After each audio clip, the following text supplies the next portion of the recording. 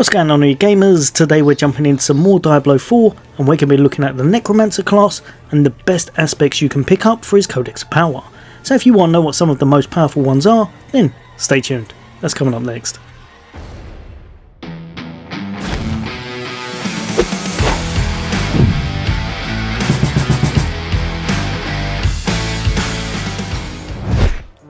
Welcome back everybody. Today we're diving into a little bit more Diablo 4 and we're going to be taking a look at the Necromancer class, his Codex of power, and what some of the very best aspects are that you can pick up. Now remember, this is based off the latest demo, so some things may slightly change upon the game's full release, but ultimately it's actually quite close now, just a couple of months down the line, so I think this would be very close to what they are on release. These come in 5 different variants. You've got your defensive, your offensive, your utility, your resources, and of course your mobility. The first one we're going to be kicking it off with is going to be the defensive aspects. And these are able to be placed on your shield, so I believe your offhand, your helmet slot, your chest slot, your legs, and your amulet. And the very first one we're kicking it off with is going to be Aspect of the Protector. This works absolutely amazing on any class. I'd say it probably works best on some of your slightly medium to longer range classes. As damaging an elite enemy grants you a barrier absorbing up to 285 damage for 10 seconds.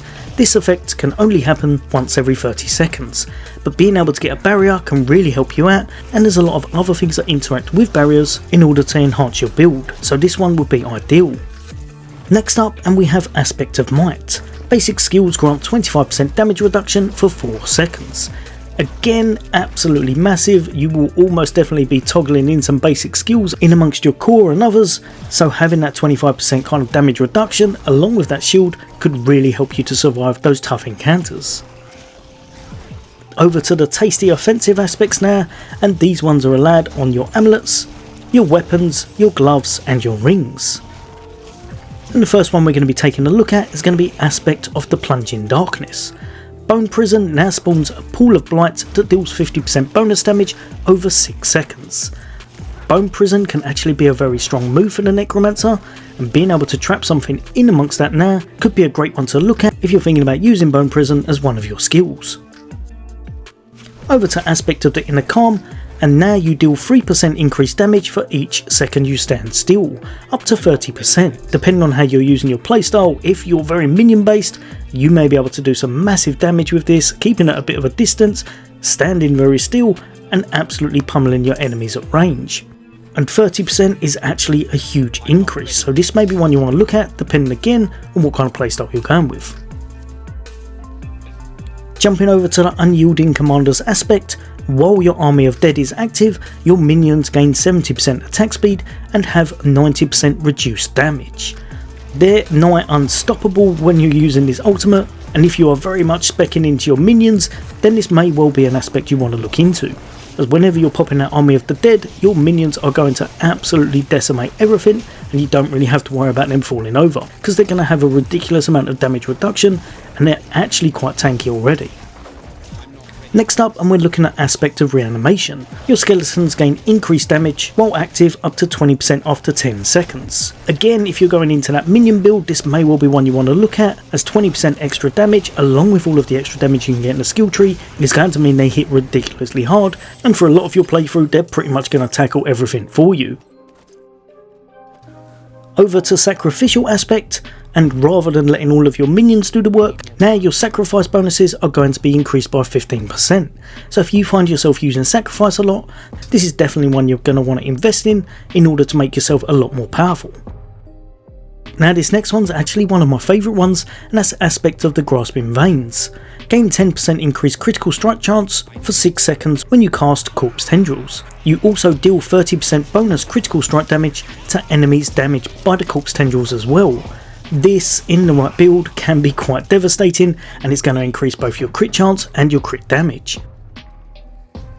Over to Edgemaster's aspect, and this is one that's an amazing aspect to put on pretty much any build, any character class you're using, and the Necromancer's no exception. So skills deal up to 24% increased damage based on your available primary resource when you cast it, receiving the maximum benefit when you cast it and your primary resource is full. This just means you can time attacks better, you know when you're going to get the most bang for your buck, and if you're casting something that you know is going to do a lot of damage, especially if you've got a way to overpower things, then being able to increase them by this percentage just because you know you're near your full resource can be a lot of fun to see and result in some massive damage numbers. Just a straight up easy one to put on your build if you know you're going to be using a lot of Shadow Blight, and that's going to be the Blighted aspect. You deal 50% increased damage for 6 seconds after the Shadow Blight key passive damages enemies 10 times. It is 10 times, but ultimately because that's a passive effect, it's going to mean this comes out constant without you even having to think about it, and 50% is a really nice damage increase. Over to Splintering aspect, Bone Spear's primary attack makes enemies hit beyond the first vulnerable for 1.5 seconds, and Bone Shards from Bone Spear deal 50% bonus damage to vulnerable enemies and pierce them. Bone Spear I found to be one of the most reliable and staple moves with the Necromancer, and all of the bone effects look absolutely amazing, so if you're going to be making a Bone Necro, this will probably be one you want to chuck on your build, in order to do a lot of additional damage without really needing to think about it. Over to the resource aspects, and these ones are only allowed to be placed on your rings. Necro actually has a lot of ways to generate resources, more so than probably any of the other classes, and I've picked the 3 out that I think will be best. The first one, Aspect of the Torment. Critical strikes with bone skills increase your essence regeneration by 20% for 4 seconds. Like I said, bone skills in this, I think they're probably one of the safest bets, and I think even at late game it could make for a very powerful Necromancer. So putting this on is just going to mean you're able to generate your essence much easier without you even realising. Over to the Flesh Rending aspect. After Decompose spawns a corpse, gain 10 essence. Being able to grab that essence really fast and easy can definitely be great if you spec your skill tree out accordingly. And lastly, over to Requiem aspect, you gain 3 maximum essence per active minion. Easy, you're going to have minions coming out of your ears, so having this on can mean you can have a massive amount of maximum essence, allowing you to pull off a few more big hits before you run out. Over to our utility aspects, and these again it shows shield, which I believe is offhand, then your helmet, your chest, your amulet, your gloves and your boots. The first one we're going to be looking at is going to be the Fast Blood aspect. Blood orbs reduce your ultimate cooldown by 0.5 seconds. If you're going for a blood build, if you're going to use your ultimate as much as possible, this is the thing you're going to want to invest in. And in the right builds later game, no doubt you'll be able to reduce your ultimate by an absolute abundance just by having this one aspect on. Jumping over to the Eluding aspect, becoming injured whilst crowd controlled grants you unstoppable for 4 seconds. This effect has a 40-second cooldown. Being in an uh-oh moment but having unstoppable can definitely mean the difference between falling over or staying alive, so this could be one you want to chuck on your build in case of an emergency, especially if you've got no real way of generating unstoppable. Over to Torturous aspect, enemies afflicted by your Iron Maiden have a 15% chance to be stunned for 1 second when they deal direct damage. This one I think could be absolutely amazing if you're using Iron Maiden very often, especially in those situations when there's an absolute abundance of enemies and you're going to be able to stun them, or they're going to be able to stun themselves should I say, without you even thinking about it. Lastly, for the mobility aspects, these are only allowed on your amulets and your boots, and much with most classes, the one I've picked out is probably one of the best ones you're going to want late game, and that's going to be Ghost Walker aspect. Whilst unstoppable, and for 2 seconds after, you gain 10% increased movement speed and can move freely through enemies.